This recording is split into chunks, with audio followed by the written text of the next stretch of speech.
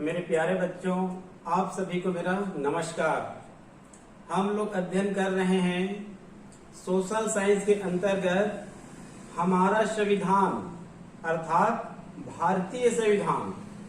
आप लोग सभी जानते होंगे ये जो सोशल साइंस है ये मिडिल स्कूल में भी इसका पढ़ाई करते हैं और हाई स्कूल में भी करते हैं।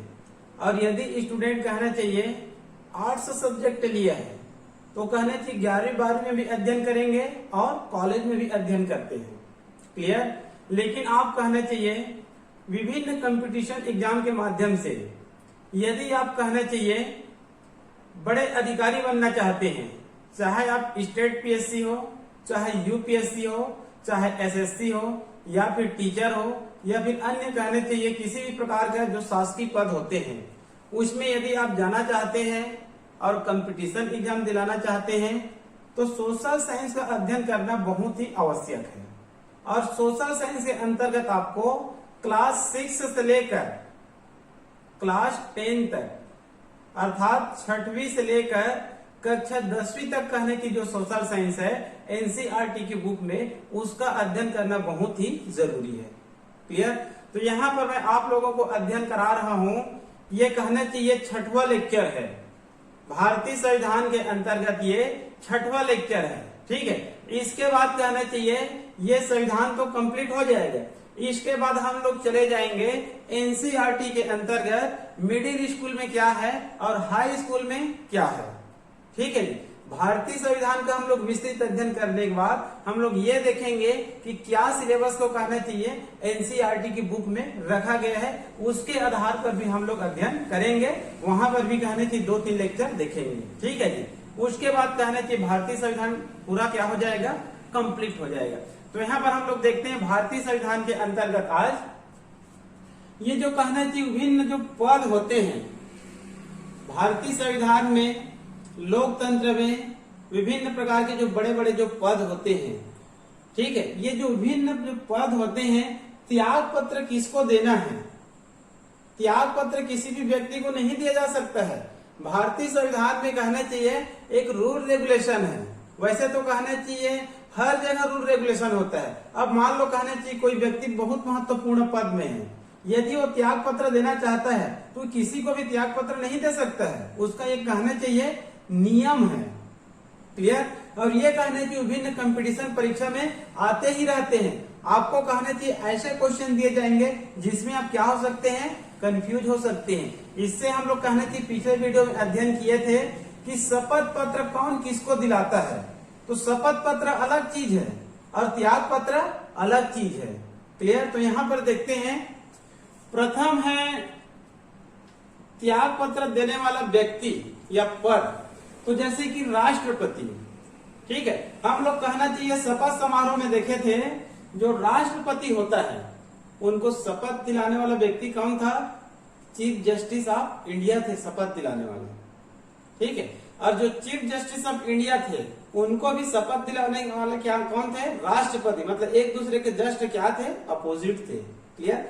तो यहाँ पर देखना है त्याग पत्र। यदि कहना चाहिए कोई राष्ट्रपति है और यदि कहना चाहिए वह त्याग पत्र देना चाहता है तो ये सीरियाई को नहीं देगा। ये किसको देगा?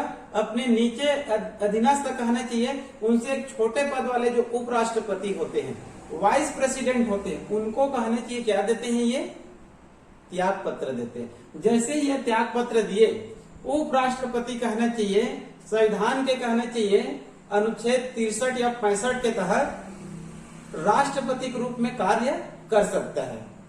क्लियर? उसके बाद कहना चाहिए उपराष्ट्रपति। उपराष्ट्रपति अपना त्याग पत्र किसको देगा? राष्ट्रपति को देगा। ये जस्ट यहाँ पर अपोजिट है। राष्ट्रपति अपना त्याग पत्र उपराष्ट्रपति को देता है और उपराष्ट्रपति राष्ट्रपति को देता है। क्लियर? और उसके बाद है प्रधानमंत्री। यदि प्रधानमंत्री भी अपना इस्तीफा देना चाहते हैं तो किसको देंगे? प्रधानमंत्री भी राष्ट्रपति को ही देंगे, प्रेसिडेंट को ही देंगे। क्लियर? उसके बाद न्यायाधीश, जज, चाहे वो सुप्रीम कोर्ट का जज हो चाहे हाई कोर्ट का जज हो, कोई भी जज हो।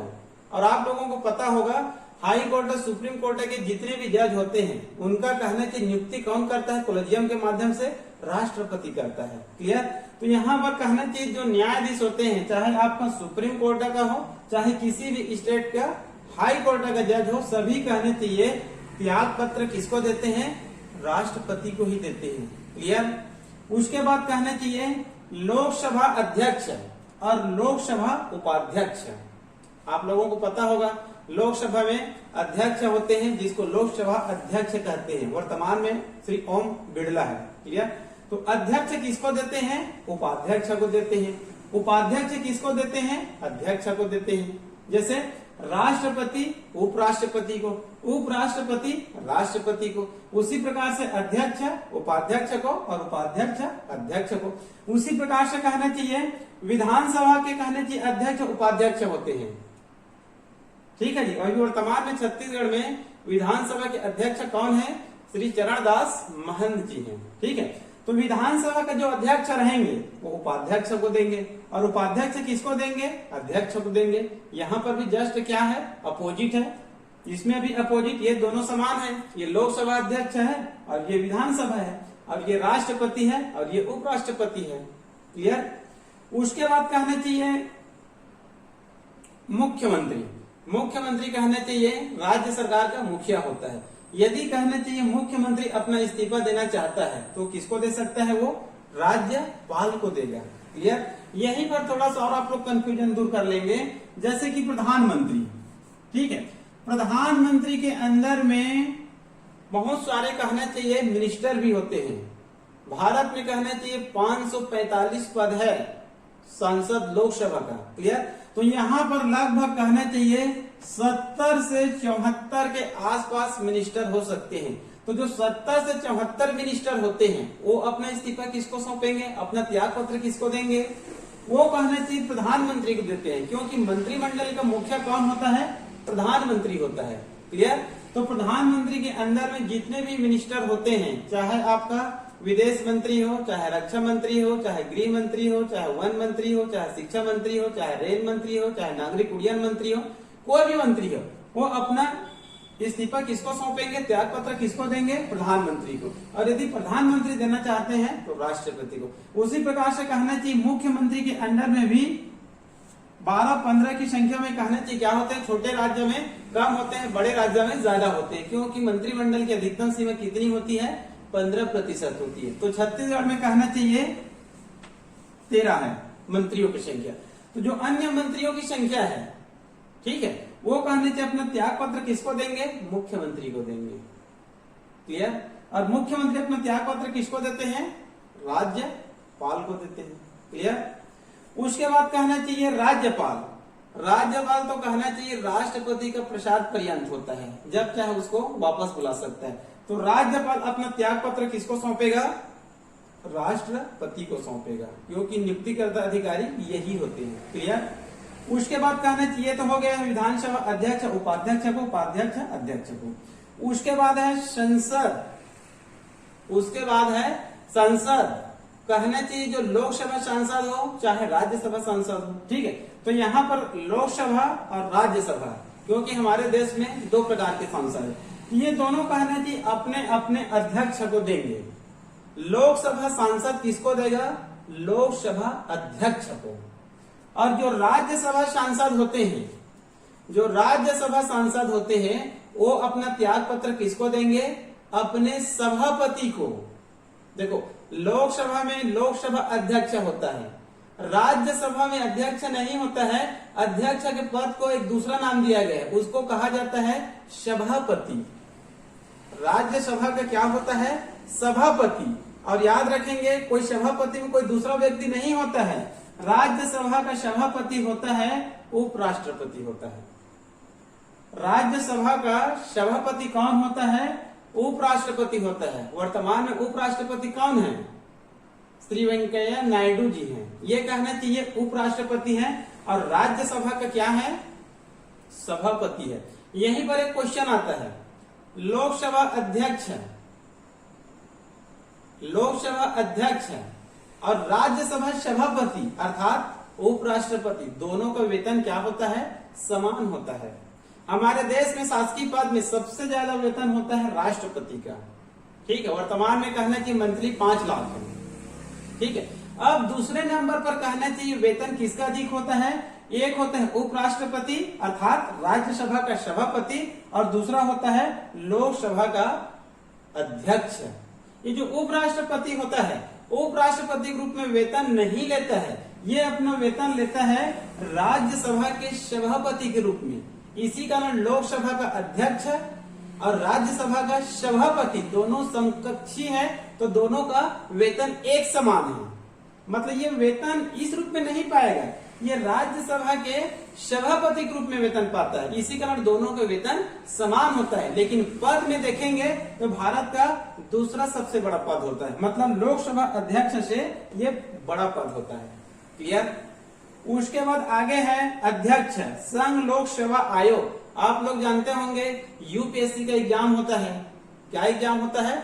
यूपीएससी का एग्जाम होता है, जिसमें कहना चाहिए आईएएस, आईपीएस, आईआरएस, आईएफएस, मतलब भारत सरकार के कहना चाहिए विभिन्न विभागों में प्रथम श्रेणी के अधिकारी बनते हैं। क्लियर। जिसमें से हम लोग कहना चाहिए पॉपुलर को ही जानते रहते हैं, आईएएस है, आईपीएस है, आईएफएस है, आईआरएस है। ठीक है, ये जो कहना चाहिए इसके लिए कहना चाहिए एक संघ होता है, उसको क्या कहा जाता है? संघ लोक सेवा आयोग, यूपीएससी। इनके भी कहना चाहिए अध्यक्ष होते हैं। ये अध्यक्ष कहना चाहिए किनको अपना क्या पत्र देते हैं? राष्ट्रपति को, क्योंकि राष्ट्रपति कहने चाहिए इनके नियुक्तिकर्ता प्राधिकारी होते हैं। क्लियर।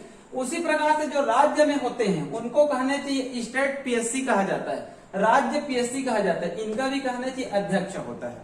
ठीक है, इनका अध्यक्ष किसको अपना त्याग पत्र सौंपेगा? राज्यपाल को। ये सेंट्रल का है तो राष्ट्रपति को, ये स्टेट का है तो ये राज्यपाल को। क्लियर। उसके बाद है सीएजी कैट, नियंत्रक महालेखा परीक्षक, नियंत्रक महालेखा परीक्षक। उसके बाद है एजी अटॉर्नी जनरल महान्यायवादी। इसके अंतर्गत इनकी सहायता करने के लिए दो और होते हैं, जिनको सॉलिसिटर जनरल कहा जाता है। ये भारत सरकार के कहना चाहिए कानूनी सलाहकार होते हैं। सुप्रीम कोर्ट, हाई कोर्ट में कहना चाहिए भारत सरकार का पैरवी करते हैं, अर्थात भारत सरकार का पक्ष रखते हैं।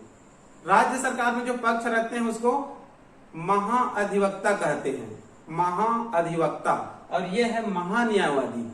और एक है CEC, CEC chief election commission, chief election commission. Hindi में इसको क्या कह सकते हैं?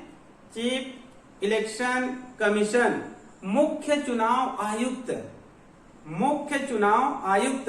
इनकी भी सहायता करने के लिए दो और अन्य चुनाव आयुक्त होते हैं, जिसको चुनाव आयुक्त कहते हैं, और इसको मुख्य चुनाव आयुक्त।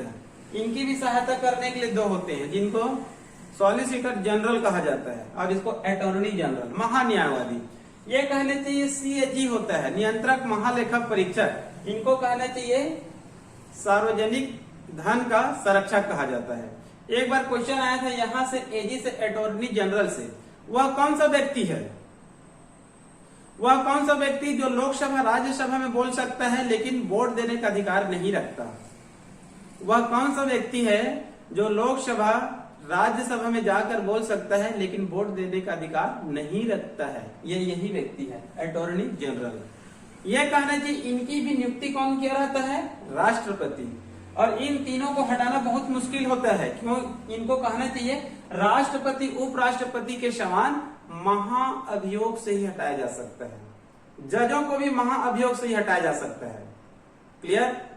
तो ये अपना त्याग पत्र किसको सौंपेंगे? ये राष्ट्रपति को सौंपेंगे। क्लियर। तो यह हो गया भारत की बहुत महत्वपूर्ण पद। ठीक है, ये कहना चाहिए कि इनको त्याग पत्र सौंप सकते हैं या दे सकते हैं। ये कहने चाहिए लगभग फंडामेंटल पूरा क्लियर हो गया। क्लियर।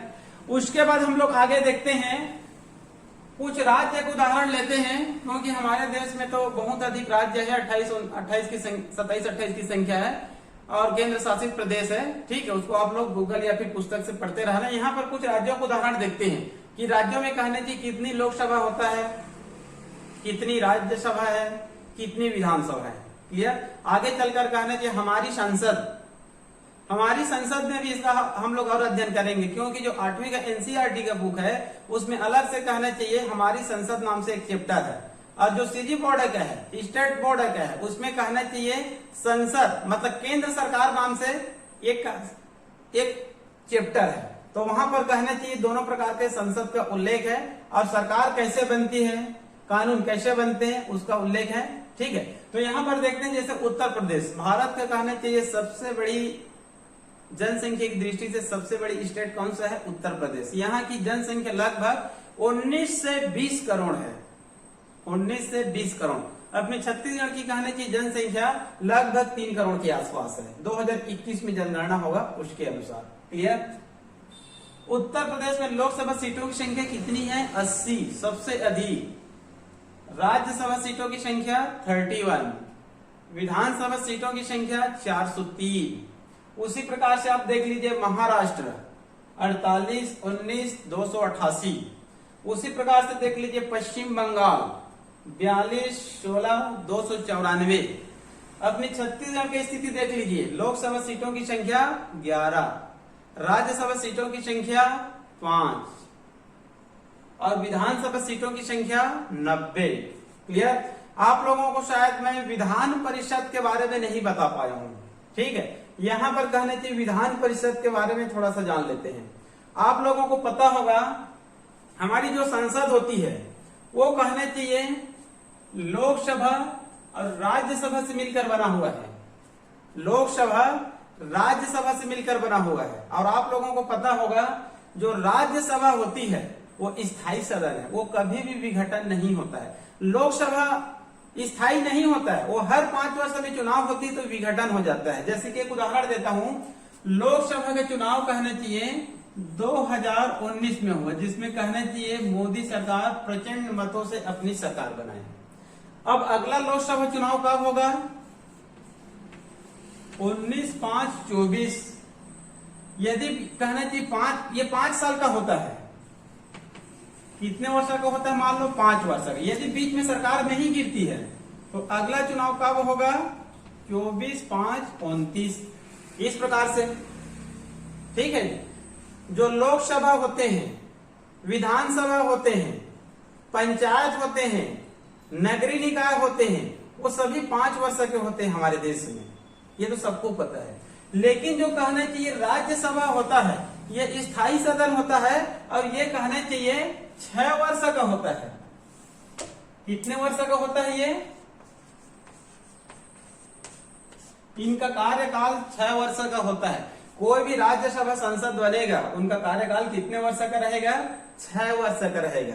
और राज्यसभा कहने की स्थायी सदन है, एक साथ उसका कभी भी विघटन नहीं होता है। इनकी सीटों की संख्या कितनी है, 250।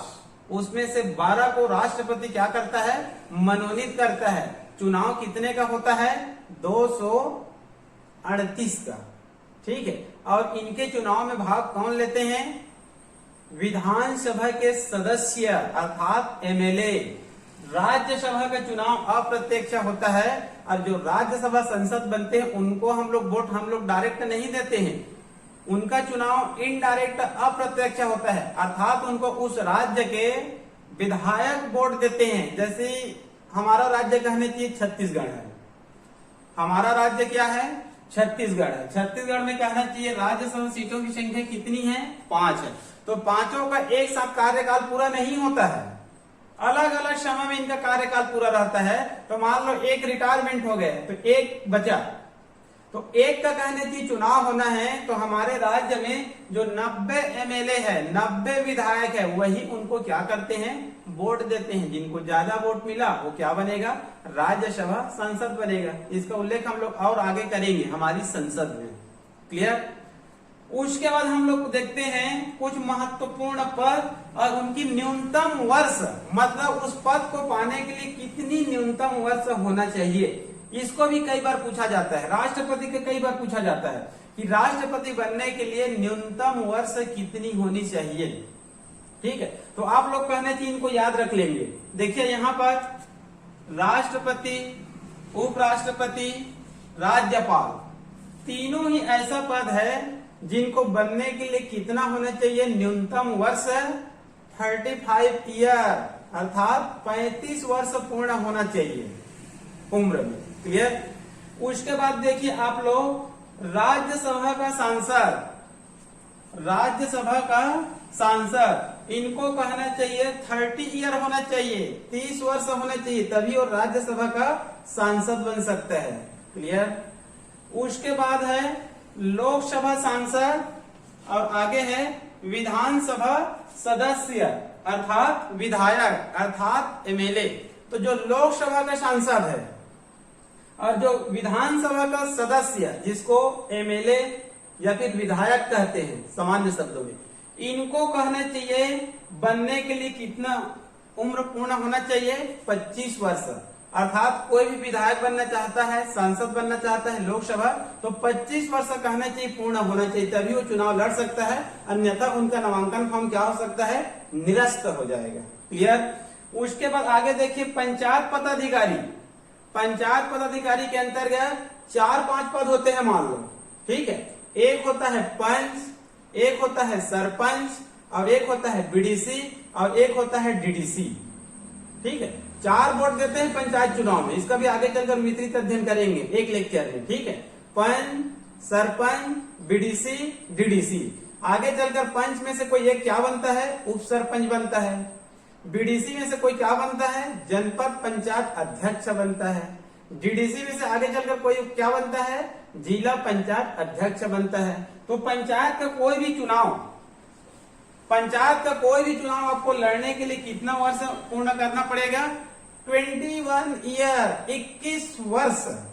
उसी प्रकार से नगरीय निकाय, नगरीय निकाय के अंतर्गत जो शहर होते हैं, ठीक है, चाहे आपका नगर पंचायत हो, चाहे नगर पालिका हो, चाहे नगर निगम हो, चाहे महानगर पालिका हो, क्लियर। इनमें कहना चाहिए जो वार्ड में चुने जाते हैं उनको पार्षद कहते हैं और एक मुखिया चुने जाते हैं उसको कहना चाहिए नगर निगम में या फिर महानगर पालिका में मेयर कहते हैं और हिंदी में उसको महापौर कहते हैं, ठीक है।